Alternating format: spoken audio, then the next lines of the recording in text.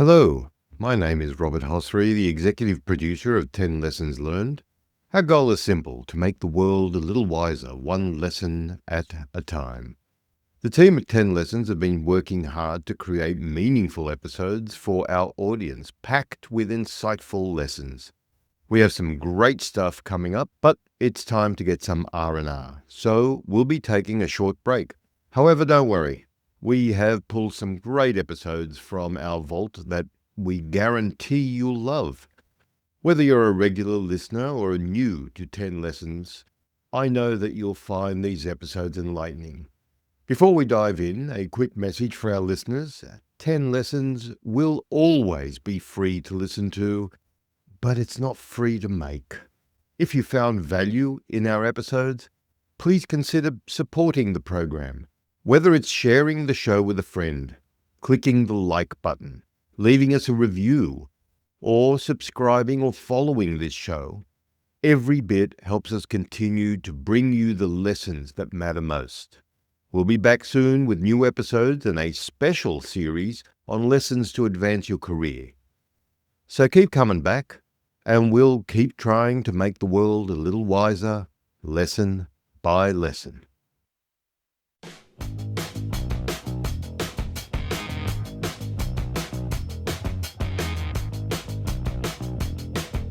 Hello, and welcome to 10 Lessons Learned, where we talk to leaders and luminaries from all over the world to dispense wisdom for career, business, and life in order to make the world wiser, lesson by lesson. My name is Diana White, and I'm your host for this episode. Our guest today is Julie Lancaster.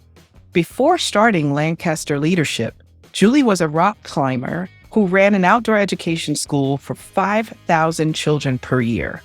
She was also a professor turned dean of education who taught courses like the psychology of motivation. After providing 900 performance reviews and having 100 direct reports over the few decades, Julie learned what makes people succeed and fail. She started her leadership development company 10 years ago, and today has a team that combines the schools of psychology, coaching, and teaching to create transformative programs. With Lancaster Leadership nearly quadrupling its business in the last 5 years, Julie is grateful to be a part of workplaces becoming environments of productivity and joy. Welcome, Julie. Thank you so much, Diana. I'm so thrilled to be here. I am so listeners and viewers. She always gets upset when I talk about this, but I have my own business consulting firm, and Julie Lancaster is pivotal. She is one of the main persons that kind of pushed me forward and cheerleaded me to my way to starting my business. So she's an amazing woman. Amazing woman. Thank you. I'll take it.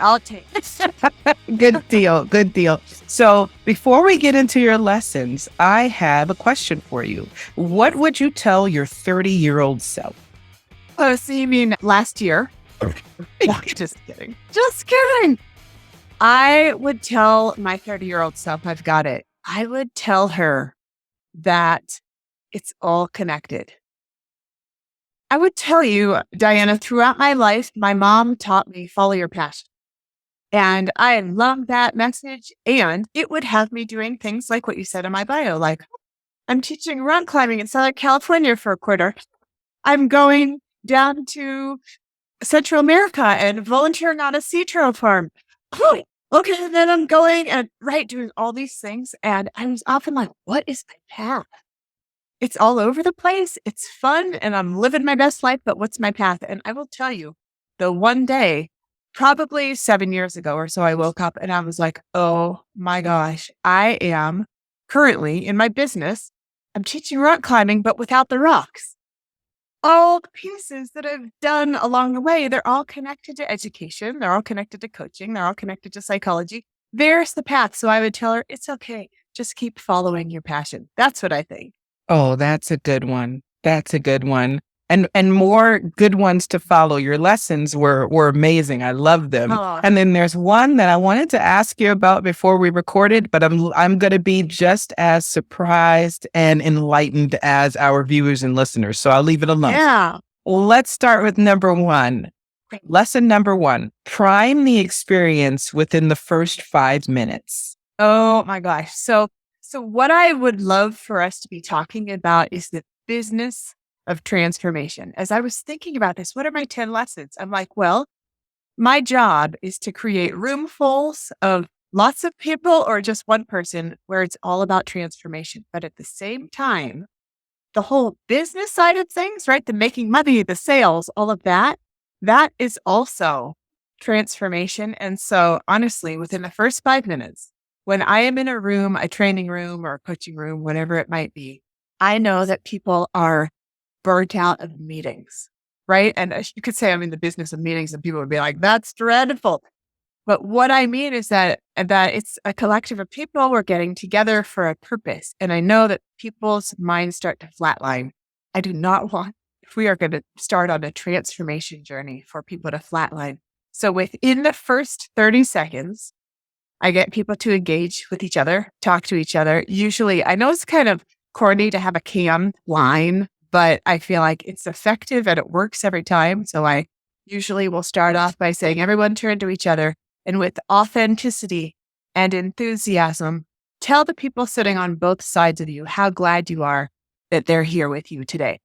And the room explodes with engagement. And it gives me actually a lot of intel about how the group engages with each other. And then they're primed for engagement and being there with each other in community. The other thing that I try to do, Diana, if I've got 20 minutes before the program's starting and there are 40 people or less, I'm memorizing everybody's name. I'm being creepy. I'm like looking around, being like testing myself in my head.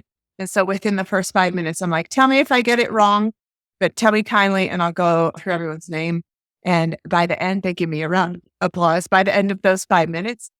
And I do that to get credibility and to say, I see you and I know you. And that is what I found is the same thing with the business side. It's usually an email. That's how people reach out to us.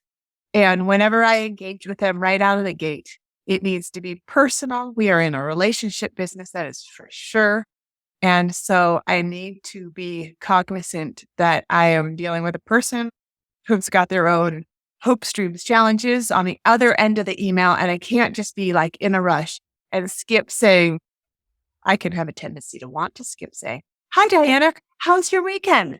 And get right to the point. But I remember it's about the first 5 minutes or the beginning of an engagement or relationship that sets the tone for the entire thing.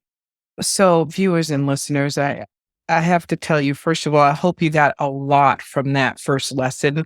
And trust me, we're in for a ride. There's more to go. But I do want to shine a light on what I originally thought, because I did take one of Julie's sessions, and that's pretty much how we met. And I thought it was a parlor trick because she actually did go around the room and memorize everyone's name. I'm horrible with names. I remember businesses. I don't remember names as well. And I know it's a mental block that I have to work on.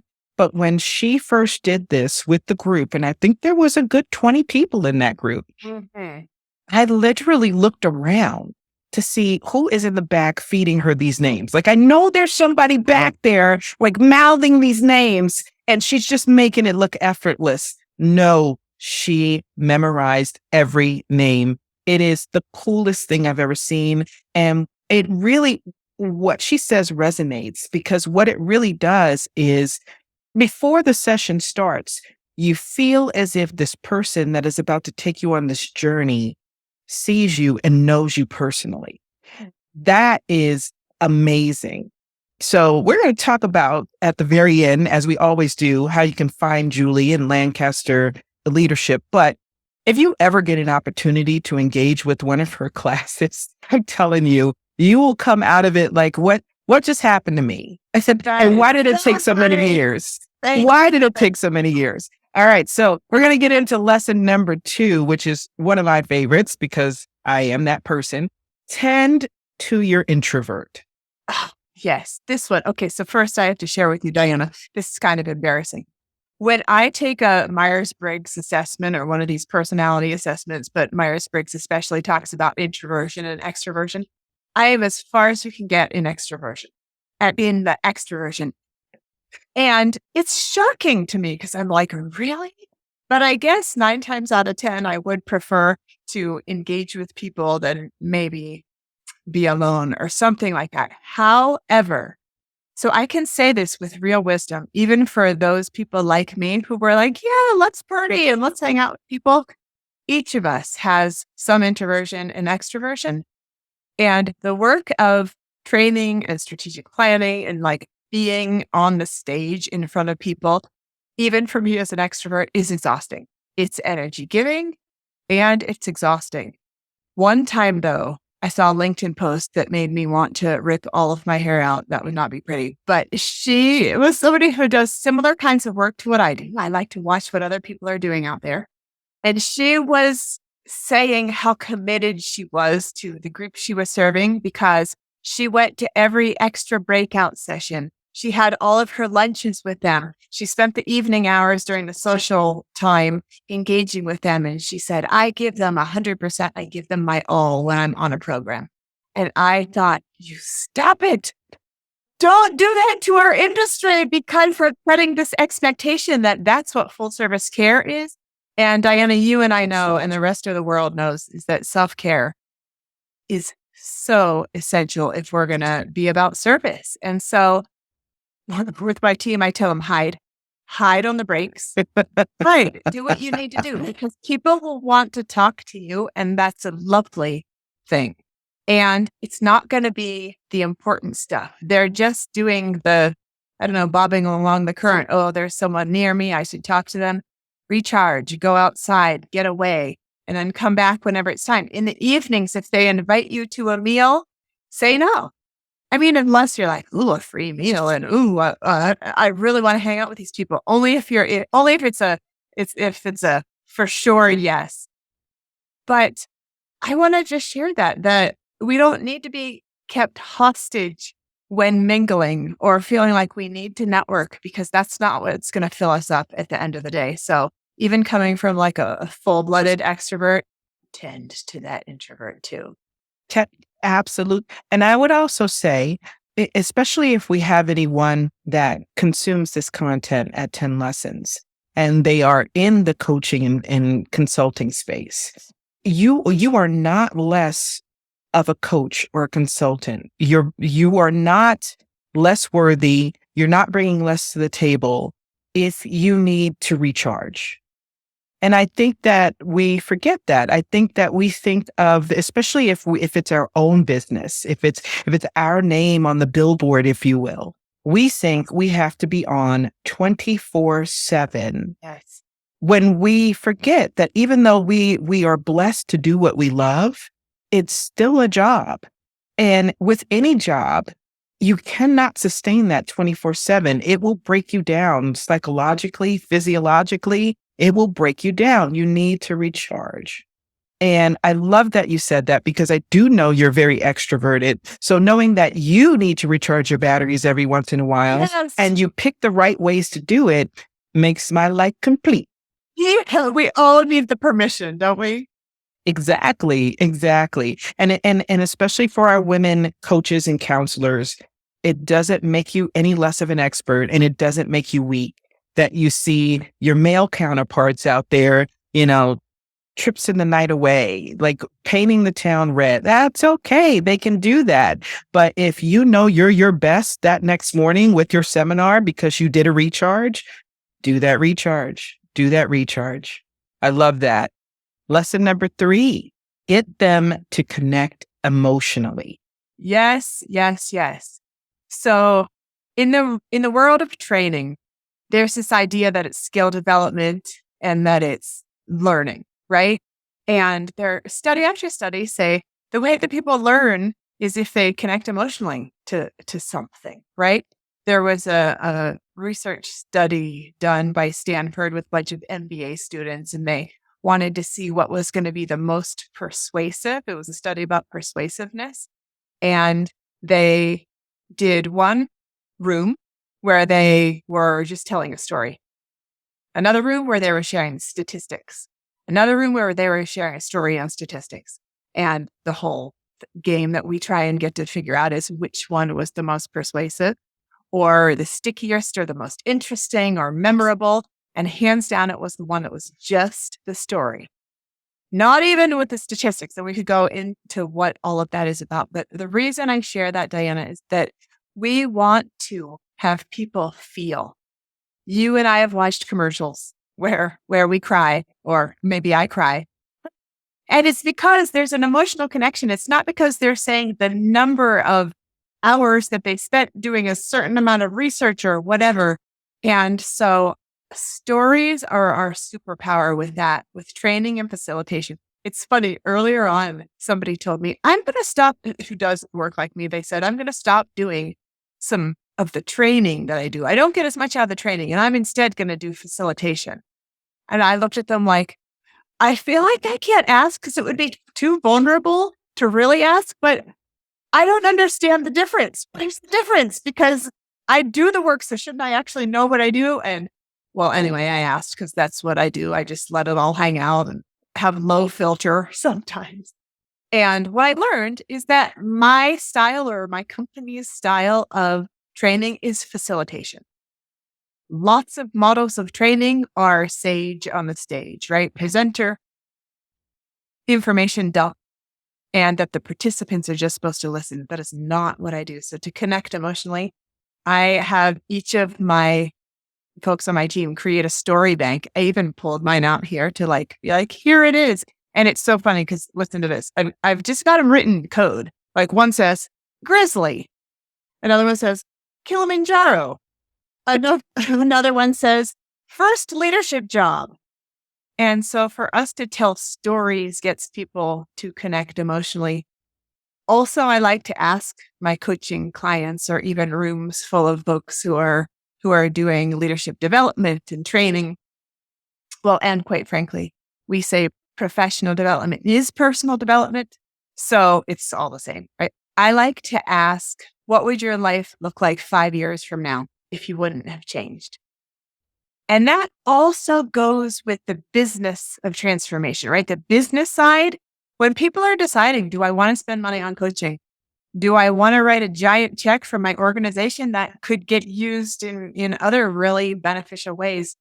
Do we want this? So I ask them, you don't have to do this. So if you didn't change anything 5 years from now, what would your organization look like? And pretty often I enough said, here's the check, right? So it's an authentic selling way to have my clients think. But I feel like that people connecting emotionally is so important. I 100% agree. Lesson number 4, solicit interest instead of force feeding facts. Oh, this one I love. Talk to me about it. Yes. Okay. So this is so valuable to get people to think, right? It's connected to the one that I was just talking about, connecting emotionally, right? It's a conversation instead of a speech. What I have learned, okay, so I have to share with you personally. It's kind of a story, right? Connected to the last one. Years ago, I hated selling. And I will tell you that I coach plenty of entrepreneurs that they say the exact same thing. I got into the business because the content, the thing that I provided, not because of the selling. But every entrepreneur has to sell, or you go extinct. And I was taking a sales training, and she goes by your sales maven. Her name is Nikki Rausch, and she's all about authentic selling. And she said, you got to ask them a question. You got to ask them instead of using if, right? So here's a sales technique that I use now all the time with authentic selling. Instead of saying, if you're interested, I'll send you over the proposal. If you're interested, you'll have the link. If you're interested, but it's to ask them a question so that you can get them to think and they get interested in engaging instead of force feeding facts. Here's more information. So one thing that I learned before I hang up with somebody, if they're going to be signing up for something, like right now we have this group coaching intensive for leaders of leaders. And so I do all the sales conversations. Probably they don't think of them as sales conversations. They're just conversations. But at the end, I always ask them if they're trending toward seeming interested. I'll say, great. So are you in? Right? Are you in? And then they have to engage with what I'm saying instead of just force feeding information and making them be passive. And the beauty is then 9 times out of 10, they say yes. Also, what I've learned in the sales part, because I'm bouncing back and forth between the business and the sales and then what happens in the rooms of transformation, is that when I have a follow-up call after doing, let's say we just finished up doing a 6-day leadership academy. And I have a follow-up call with the folks at the end, of which I used to be too scared to do because it felt too salesy. And then I learned it's actually good customer service. It is. It's so funny. At the end, I'll say during that call, I'll say, I noticed a bunch of things. I'd love to give you my observations, what I noticed. And then I'll say, and I learned this sentence from another coach, would it make sense for me to share potential next steps? So instead of just force feeding, I've thought about things and here's what I think you should do. And if you're interested, give me a call, right? To say, you want this info? I got it. You want it? And then they 9 times out of 10 say yes. Or the one time they'll say, we have no budget. I wish, but I couldn't or whatever. And then I know. And so I'll find that I'm adding questions when I want them to engage with the material. For example, I might share something in a training room, right? Here are the 5 steps to blah, blah, blah. And then after that, I'll ask them, what about this piques your interest? So they then have to engage with it. So instead of just more information, and again, with the flatlining concept of our brains doing no work and people being passive, they engage and they remember. Robert Cialdini, he does a lot of incredible research and work about negotiation, persuasion, influence. And he talks about the power of this being so important, getting people to say yes out loud. So I could go on and on all day about the power of influence. I think it's the most interesting topic, but that's what we got. That in a little nutshell right there. You know, one of the things I love, so I spent 30 years in sales and retail. You know this about me. And one of the things that I love is the techniques that I learned on how to get people to say yes to the sale or to buy the dress or whatever the case may be. People think that these techniques are kind of skeevy and, what snake oil salesmen. But truly what it is having a dialogue, letting that person know that you're the expert, you're the supporter, and then really giving them the tools to think about what they need. Yeah. And then if you open up those doors and you make that comfort level for them, especially if you create what I call that know, like, trust, 9 times out of 10, it's a yes. Right. It really is, because you're not trying to take it. If you're a good salesperson, you know that the goal is not to close every sale. The goal is to build the relationship so they trust you so that you can make the best sales, right? All right, let's go into lesson number 5. Be meticulous about the flow. Wonderful.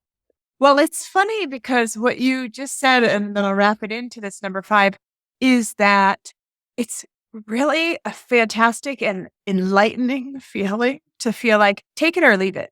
And I'll share with you, here's why people often take it, but for you, take it or leave it. What sounds good to you? So it doesn't feel pushy. It doesn't feel manipulative like snake oil or anything. It's just like, I've got something and I'll stand in my confidence and strength to say, I've got this, and it might be right for you and it might not. But the terrible power of procrastination is real.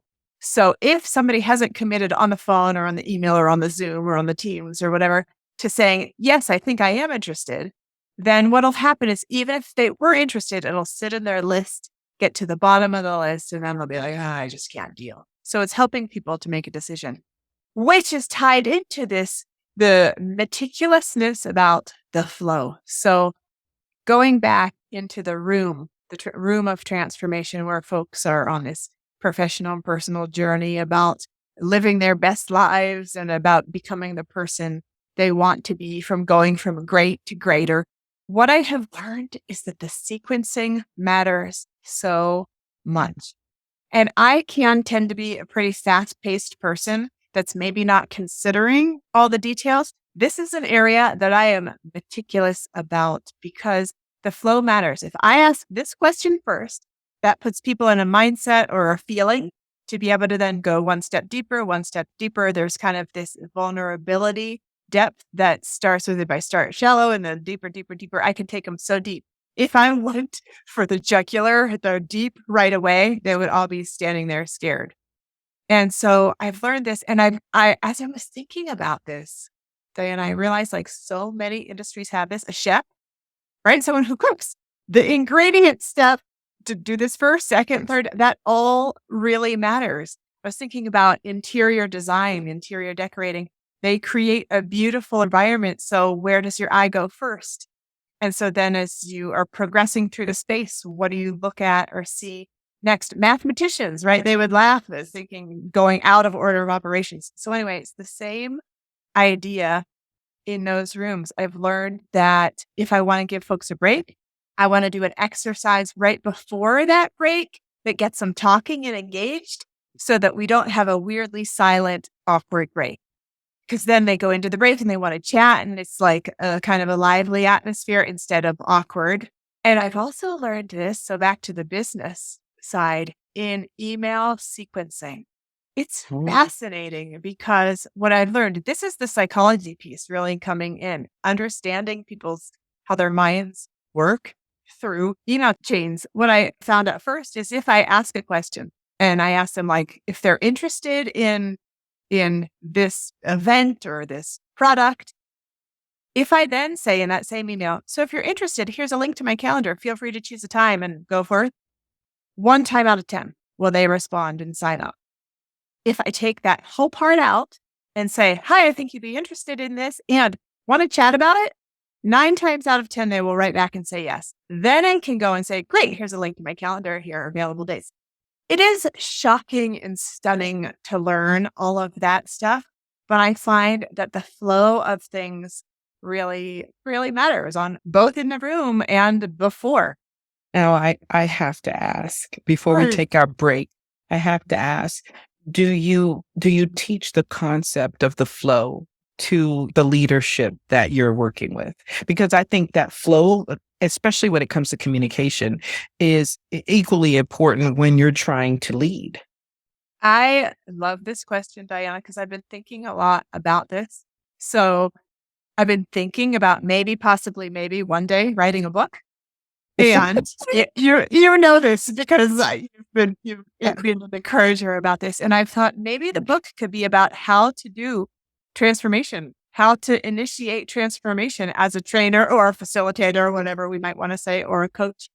Because there are so many little pieces that 1, I've learned along the way, or 2, there is theory that goes into application. That could be a whole book in terms of this is how to do things. Quite frankly, I haven't taught on this. And as I've become more seasoned or maybe skilled at doing this, I'm trying to move from being a level 4 leader to a level 5 leader, which Jim Collins will talk about, right? Level 4 is good at something, expert at something, but level 5 is you can teach it. You know what it is you do well. And so you can then teach it to other people. So maybe that's my next step, figuring out how to teach the flow and teach some of these other things as well.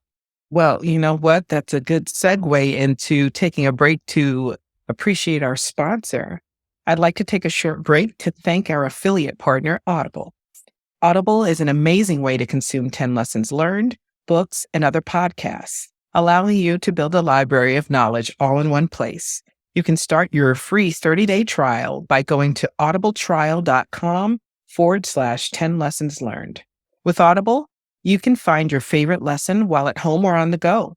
Once again, that's audibletrial.com/10 lessons learned, all lowercase, for a free 30-day trial.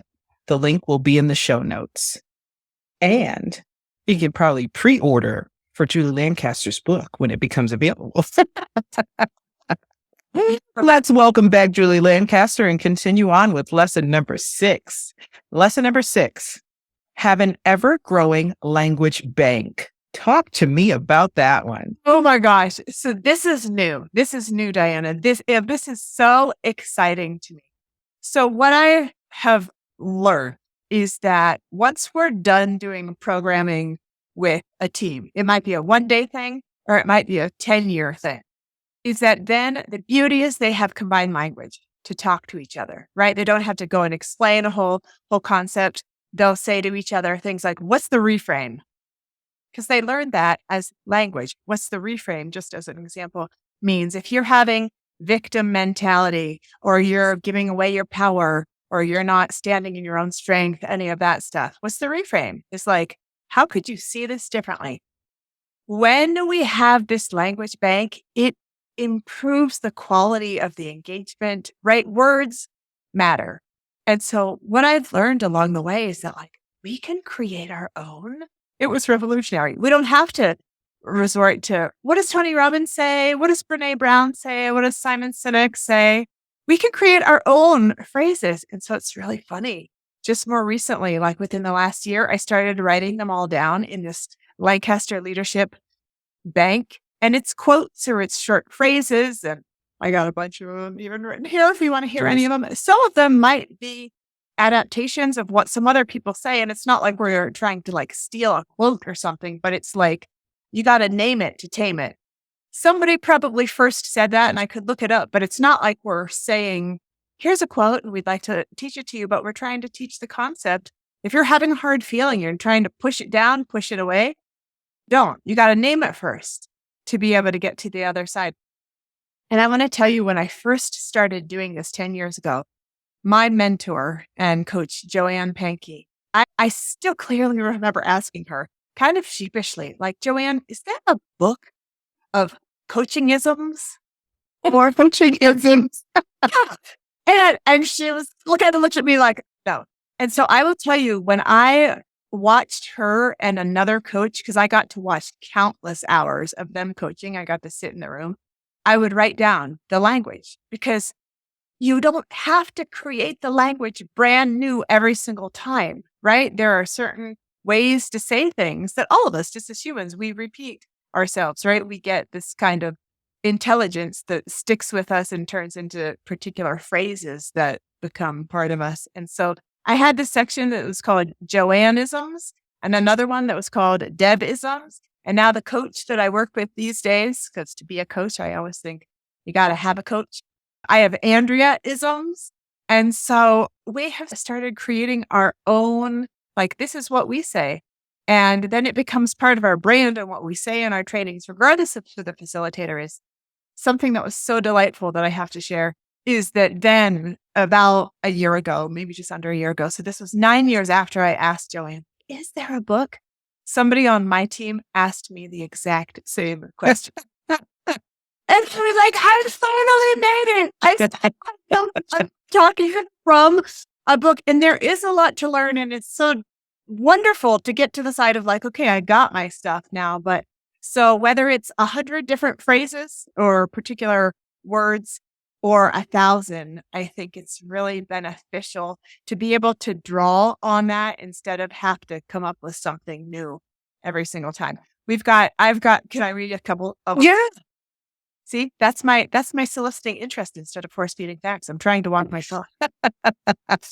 Okay. So we've got one, which is to learn something best to teach it.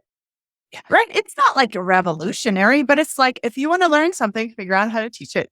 Or another one, if you can't say something nice about the person beside you, it says more about you than it says about them. Oh, right. It's little things like that to challenge our thinking.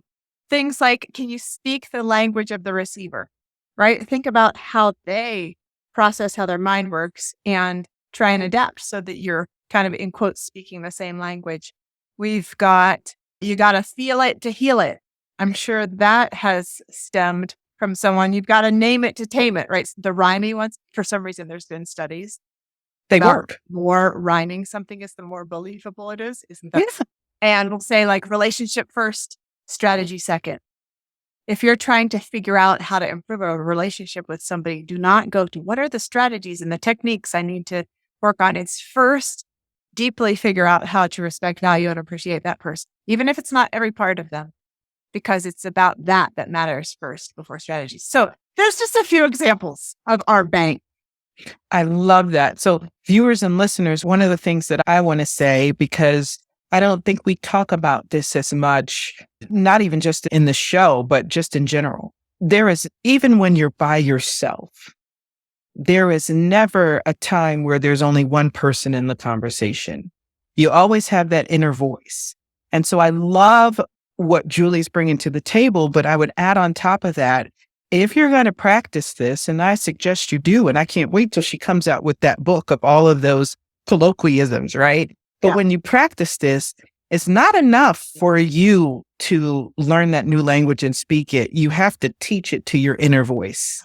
You have to teach it to your inner critic too. That I know for sure. Otherwise, it's just not going to resonate. What do you say, Julie? Oh, I love that. And you know what's coming to mind for me, Diana, is like when usually at the beginning of most of our trainings, we try and teach how can we come with curiosity instead of judgment. That's like one of our main tenets.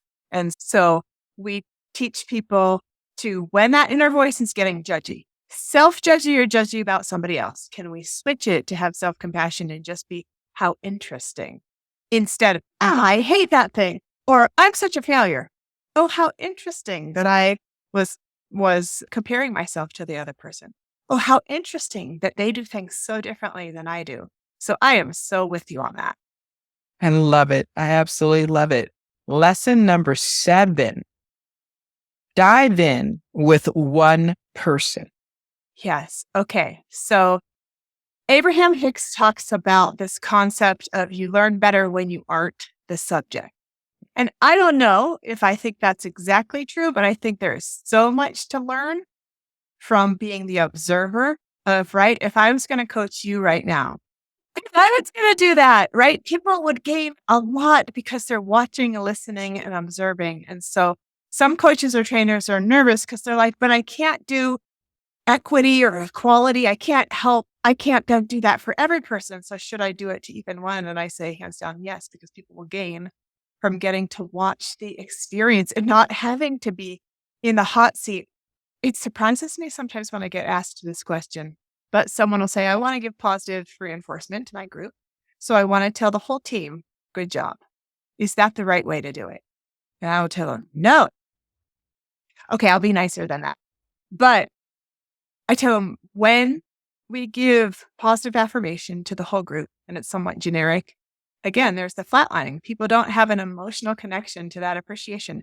When you zero in on and you focus on one person, not in a favoritism kind of way, but that you have information and a story to back it up.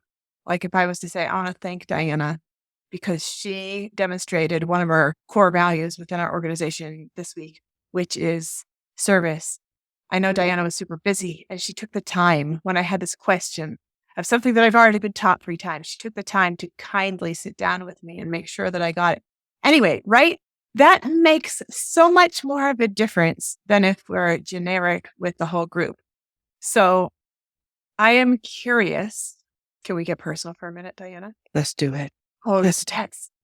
As you are on your leadership journey, and I've had the real honor to watch you as you have climbed and you have so much to give and you don't shy away from it. That's how I see you.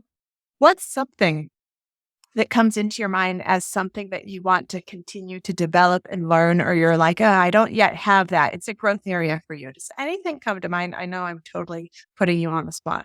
No, you know what?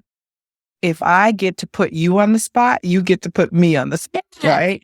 And I think besides the overarching umbrella is always servant leadership. I want to become more and more of a servant leader. And I don't think that journey and that learning process ends, because we're humans and we've got that voice in our head that sometimes wants to be selfish, sometimes doesn't want to look at the whole picture. And so I continue to work on that. But I think besides that umbrella piece, one of the things that I want to be able to do better, and I think I'm good at it, but one of the things I want to be able to do better, there's listening for comprehension and empathy, right? But when you listen for empathy, you really, really have to be able to shed everything and put yourself in that person's shoes. Otherwise, it's a little bit of a mixture between sympathy and empathy. And sometimes that just doesn't cut it. And so I would love to have a day where all of my conversations, whether they're superficial, whether they're just corny and hokey, and we're laughing and joking, that person knows I'm trying my best to speak their language. That's where I would love to be. Hey. So first, I have to tell you, I'm so inspired. That's so beautiful. What an incredible, incredible goal. And a couple of things just stood out to me. Can I share with you what those were? You can. The first is your servant leadership. What you added in there is that it's also seeing the big picture. And I love that because then what you've just done for me is think, oh, sure, I can think I'm a servant leader. And then I'm like, but how frequently am I remembering to see the big picture? That really stood out to me and is going to continue to stay with me. And then you just did what make coaches' jobs so easy. You're like, here's my issue and here's what I'll do. You're welcome. You're welcome. I worked so hard on this end. But right, you also gave the listeners, I'm guessing this is what just happened, is people are like, oh yes, please do tell. Ooh, Diana, the host who we respect and admire, she's got some great theories. What is it? And then for you to talk about having one day where you just gave empathy and understanding all day. And so I really felt it. I can't wait to hear how that goes. I can't wait either. Still working on it. And that's the beauty. That's the beauty of right there diving in with one person because it's about you. Instead of us just being generic and being like, remember everybody, try your best, or remember everybody, have goals. It's like, what's your goal? Teach us about it. So thanks for doing that with me. Oh, well, thank you. And viewers and listeners, we do this a lot. When we get together, we're constantly challenging each other on what's your next step to be a better you. And only Julie brings that out in me. And I love that. I love that. Lesson number 8, bring numbers into the emotional. Oh, I know what you're going to say, and I cannot wait. People are complicated and messy and confusing, and talking about emotions is like all over the place.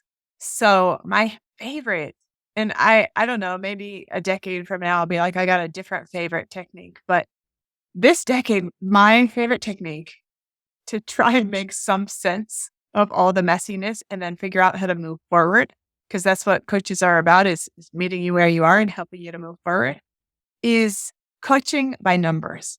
I just got off a coaching call right before you and I got on here. And one thing I was working with that person on was the quiet quitting concept. You're familiar with this concept? Oh, yes. Oh, yes. Don't we wish we weren't? And she said, how do I get my people to overcome this quiet quitting? And I said, okay, so we're going to go through this process of first self-awareness, helping your people to self-assess on a scale of 1 to 100. You can ask them the question, how motivated are you these days? Or whatever the question is for you. There's a few different brands of quiet quitting, right? And so 100, you make 100 seem impossible. 100 is the most motivated anybody has ever been. You can't wait for the weekend to be done so you can get back to work because you love every minute.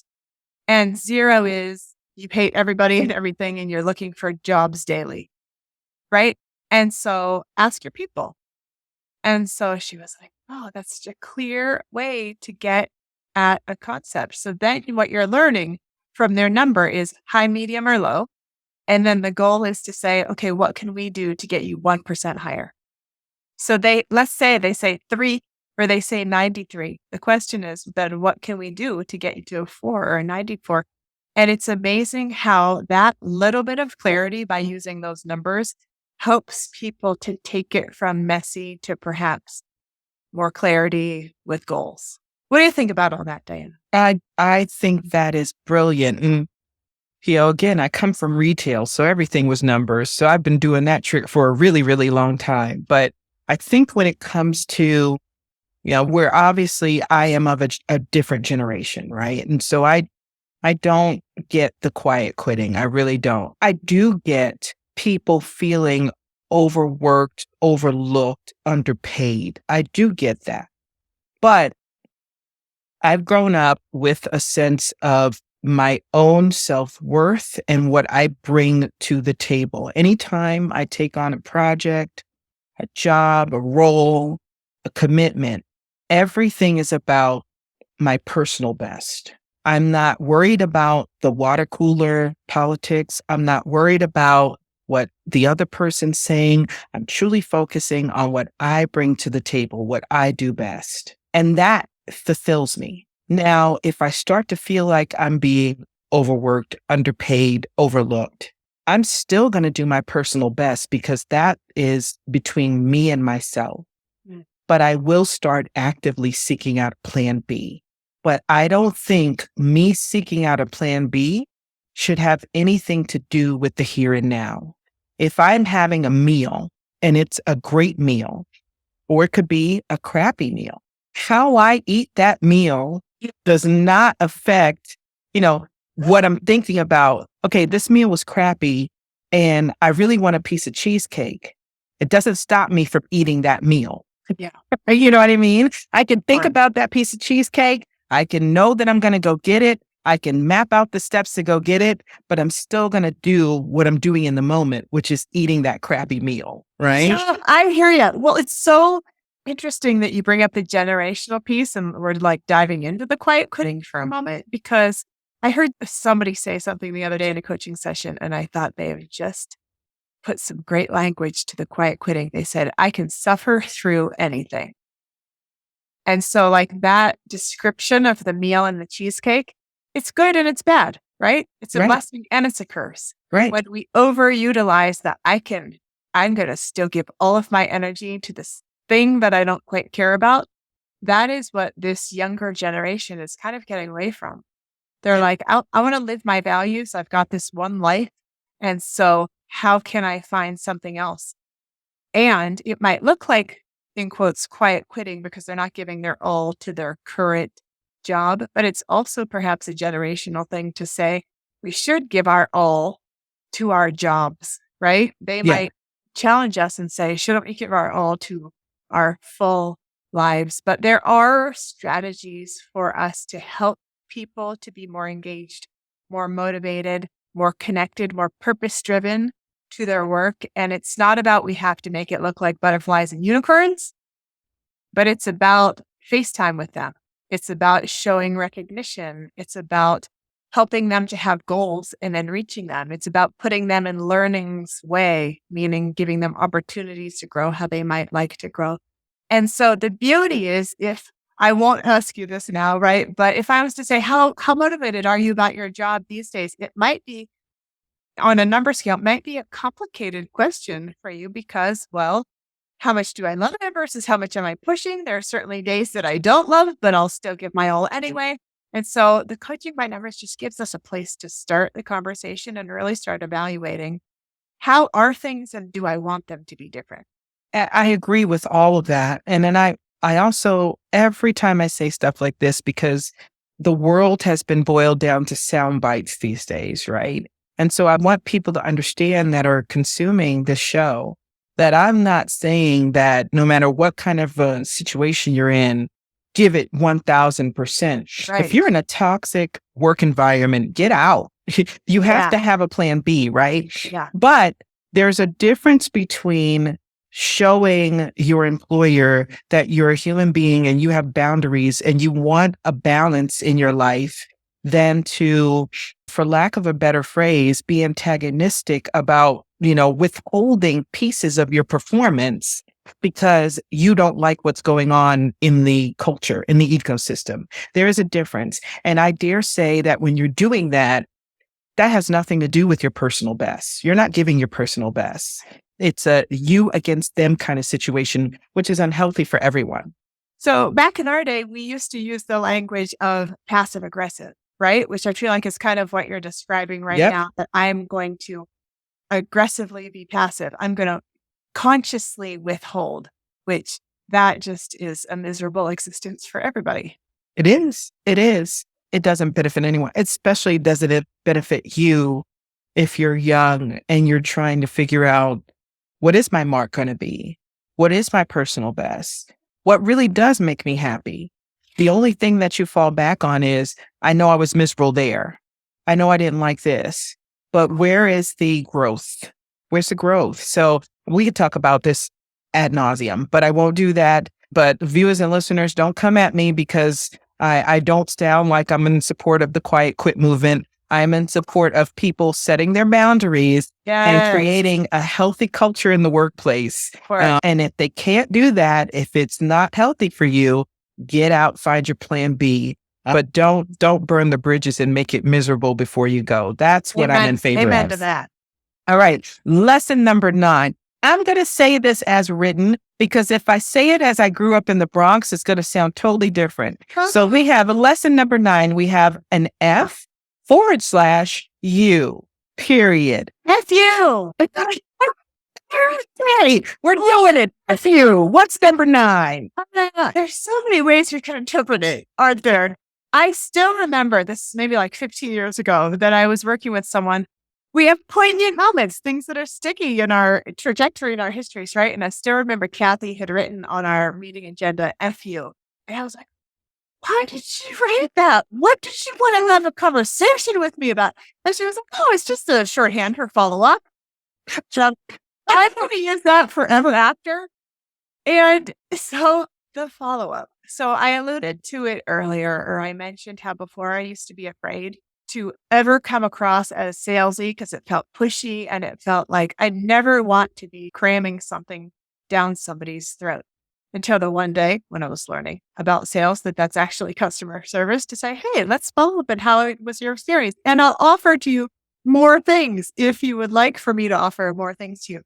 And so I will say that in terms of the success of my business, in terms of it just growing, where I've been shocked, like I've sometimes been like, what is happening? This is magic. It's purely magic.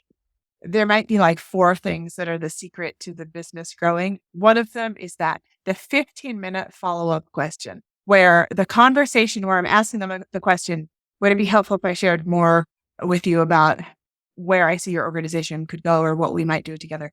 And also, if we're in a room of transformation and someone just shared that they just lost their parent or that they're having a really hard week, if I can have the capacity, and I will tell you, I can't always have the capacity, but to email them afterwards, or if I have their phone number, which I often don't, but to give them a text or something and say, I'm thinking about you and I care about you and how are you?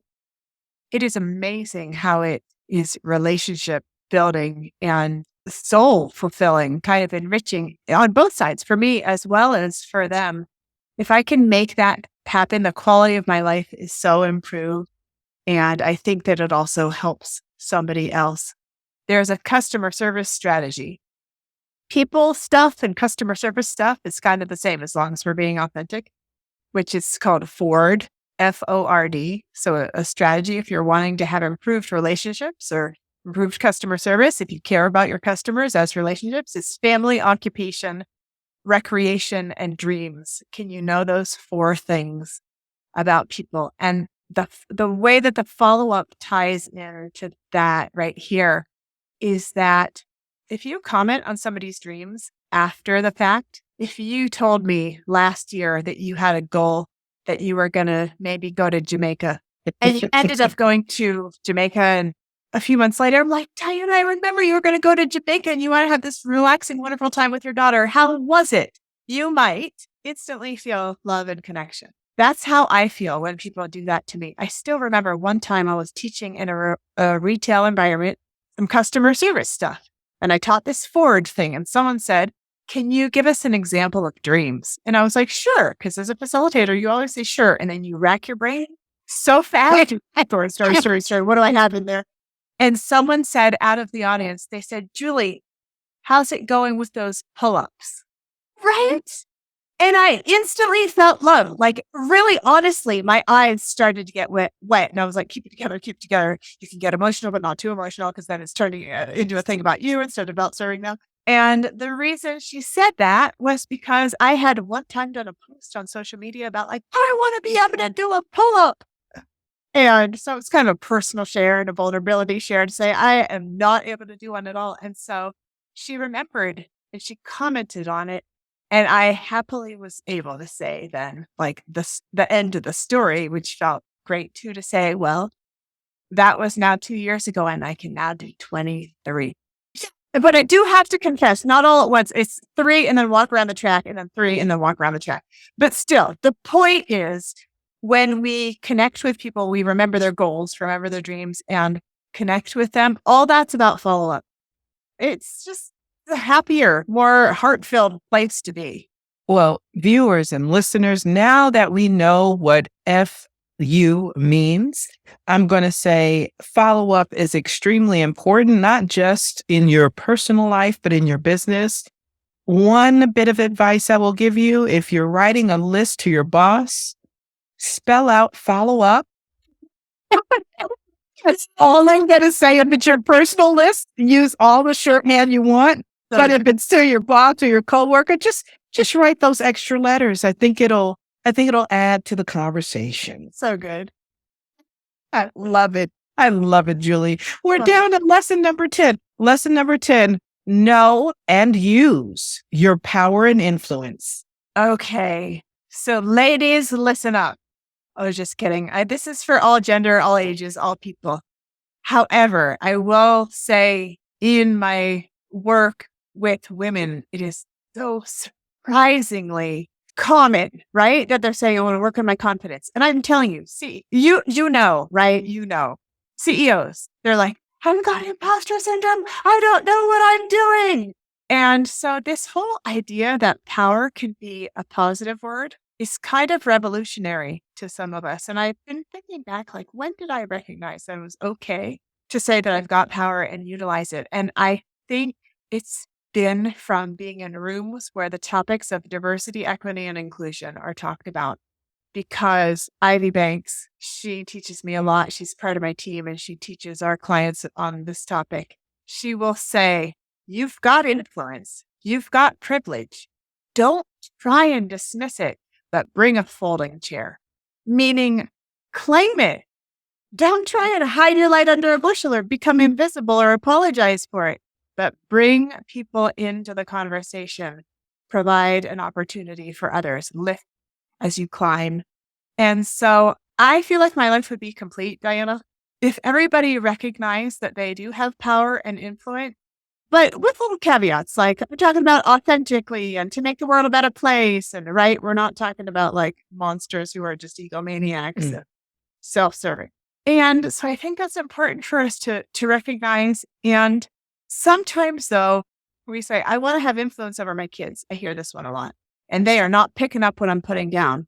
The amazing world of influence is we don't get to choose who is influenced by us or how, but we can just show up in the world recognizing that we do have the potential to influence in a positive way and utilize our power. And people will be influenced.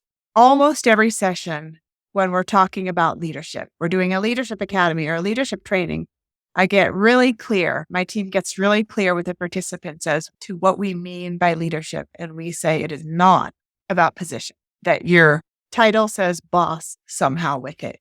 It is about influence. And sometimes we wish we didn't have any power or influence. We would like to be invisible, wear our pajamas for the day, and have nobody notice. But people are noticing. So I would love for all of the listeners, and I would even love for myself to do this today, to be thinking about how do I want to show up for the next 10 years, 20 years, 30 years? What's the influence I want to have?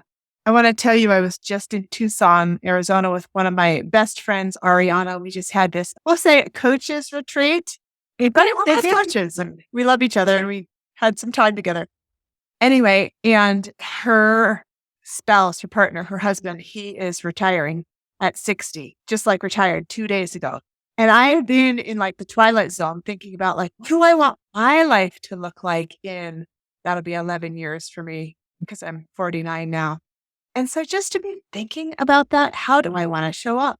And is how I'm showing up today exactly how I want to show up, or do I want to tweak it a little bit?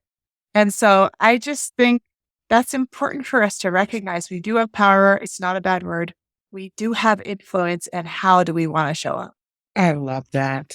And I hope all of our viewers and listeners take something away from that. Even, and we're not going to break this down into gender, right?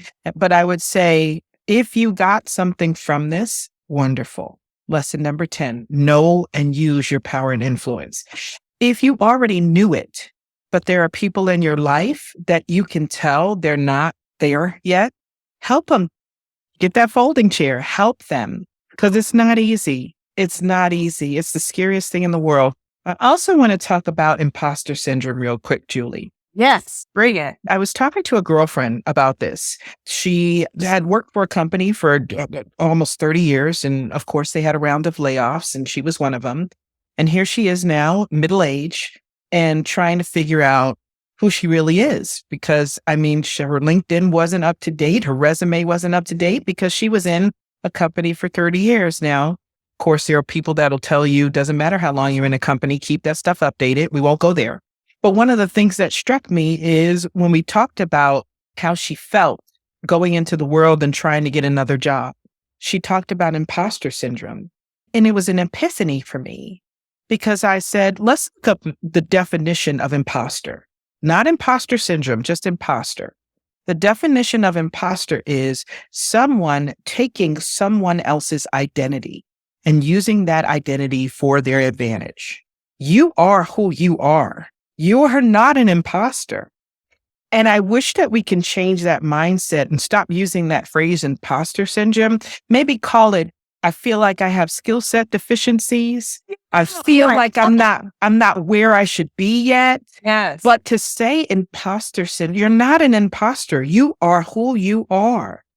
And that's worrisome to me because we're using a lot more in our everyday vernacular. I feel like sometimes we can say, oh, it's windy outside. Oh yeah, it's because the wind has imposter syndrome. Like we're using it in everything, right? And I feel like we need to change that narrative because yes, you can call something out and embrace it, but sometimes you go too far in embracing it that it becomes okay and normal.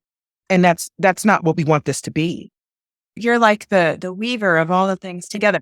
It's bringing up the topic also about how language matters. Yes. What we say matters because our thoughts become our actions and our words becomes our trajectory and our destiny and how we show up in the world. So I also love what you're doing, which is challenging, right? Challenging. This is how people speak. This is what people say. This is a phrase that's used, but let's consider it for a minute. Do I agree? Do I not agree? Do I have my own opinion on this? And I love it when workplaces or relationships where people have the permission to do that instead of letting to be the yes man or the go along gal or whatever it might be. I love that. I'm going to keep thinking about what it would be. I like that, the skill deficiency idea, because that's what it is. And we'll get a room full of people where I ask what their deepest fears are and I have them write them all down and I pass them in. And half of them say something like that they're all going to find out. They're all going to find out I don't know what I'm doing. I'm not as competent as I seem. I'm not as confident as I seem. And once people are able to share that with each other, it's like the weight is lifted because they're like, no way, you too? So what's this ridiculous ideal that we have in our minds that we're supposed to know every single thing at every single moment? That is ridiculous. And it's also ridiculous when you have someone, gender aside, male or female, that has gone to school for a particular discipline, has worked their butt off in their career, has gotten to a certain point in leadership after working all of those years in the discipline that they went to school for, to say, I feel like an imposter. Then who are you? Right. So I think we have to change it. Yeah, that's right. And it's funny that you mentioned that, who are you? Because sometimes they'll say your clients are replicas of you in certain ways. And so it's not a surprise to me that many of my clients are similar age to me. And so some of them will say at our young old age of 49-esque, or maybe, between 30 and 50, or maybe the most common clients I have, they'll say, I think I'm having a midlife crisis, which is kind of a questioning of their identity. And I'm like, let's take that label off it and call it midlife questioning, because midlife questioning is actually fantastic. Yeah. Do I want to show up in the next half the same as I showed up in the previous half? Or there's some things I believed as a kid or in my younger days that I want to free and take on some different identities or thoughts or ways of being in the world? I wish they had another word that was kind of equivalent to adolescence, because you are going into a new phase in your life and you got to figure out who you are, and it's awkward. And sometimes it's gross and mean and you got to cut some people off and I wish there was another word for that. Midlife crisis does not work. I agree with you, but I wish there was another term. I'm not going into adolescence. I'm going into middlescence or something. Oh my gosh, that's so good. You first coined here, middlescence. Middlescence, yes. All right, we've got the lessons and man, they were doozies. I've got one more question for you. What have you had to unlearn? Oh, a lot. But the one that I will say, Diana, is one that I will probably not have totally ever unlearned it. And hopefully that's hopeful for people who are like, I've been working on patience for decades, or I've been working on whatever for decades. Sometimes we just keep having to have it be part of our lives because it serves a purpose. Speed. Mine is out. It gives me, it's weird. It even gives me chills as I'm bringing it up because I have such an interesting relationship with speed, going quickly, being busy, going on to the next thing. And so that is not my best self. Sometimes it is. I love the dynamicness of it, the engagement, the connection, the synthesis of this idea and this idea all coming together. But I like peace as much as I like speed. And those two things do often not exist for me together. And my body has given me indicators that sometimes I'm moving too quickly, even if it's just quick in thought, that I'll be sweating. I'll be in a training room and I've learned to actually wear 2 layers of clothes because I don't want to be the gross person who's like showing all the armpit sweat. But it's my body's way of being like, chill out. Or I know I can get talking too quickly, or I'll reread an email that I wrote that had some typos in it. I'm like, it's just because I'm going too fast. And going back to the concept of self-awareness, when I can recognize it, that's all the strategy I need. I don't have to be like, now, what should I do about it? Because I'm now recognizing I'm going fast. What I know is I just need to take a breath and show up in the next second in a different way. And sometimes I'll work with my clients on this because they'll say, I want to show up in a different way. It's a mindset kind of thing. And we talk about, can you take an inventory? You can just for 3 days, once an hour, set your clock, set your timer. I set an alarm for once an hour for it to go off and for you to stop and recognize, how am I showing up in the world right now? How am I feeling? And I do that with myself from time to time. And it is perpetually amazing to me how I'm like, there it is again. Then I've got a little bit of frenetic energy, a little bit of like, get on to the next thing, do this next thing. And what's the next thing that's coming? And it serves me until it doesn't. And I talk with my clients about that all the time, that we have strengths that are incredible and our own superpowers. And that is one of mine until we overutilize it. And then it's a liability. So that is what I need to consistently, probably once a month at least, check in with myself and check in about my speed. Julie, where can we find you? What are you working on? Okay, so yeah, if you're looking to do coaching, retreats, strategic advances, strategic planning, any of that stuff, I'll talk with you and see if we have services for you and if we don't. LancasterLeadership.com. There is no D. For some reason, people like to put in a D in there. LancasterLeadership.com. And you can find out about our services, how to reach out and contact us. We're based out of Flagstaff, Arizona, but we work all over the country. I love it. I want to thank my guest, Julie Lancaster, for sharing her lessons with us today. Thank you. You are amazing. I am so delighted to be here with you. Thank you for inviting me and for letting me be with all your people. Well, I can tell you, I know that we're going to get some comments on some epiphanies that happened with today's lessons for sure. And everyone, please remember that advice about the FU. Okay, I'm going to close the show out. You've been listening to 10 Lessons Learned. This episode is produced by Robert Hossery, supported as always by the Professional Development Forum. Please tell us what you think of today's lessons. You can email us at podcast@10lessonslearned.com. Go ahead and hit that like button, subscribe, and turn on the notification bell so you don't miss an episode of the only podcast that makes the world wiser, lesson by lesson. Be safe, everybody.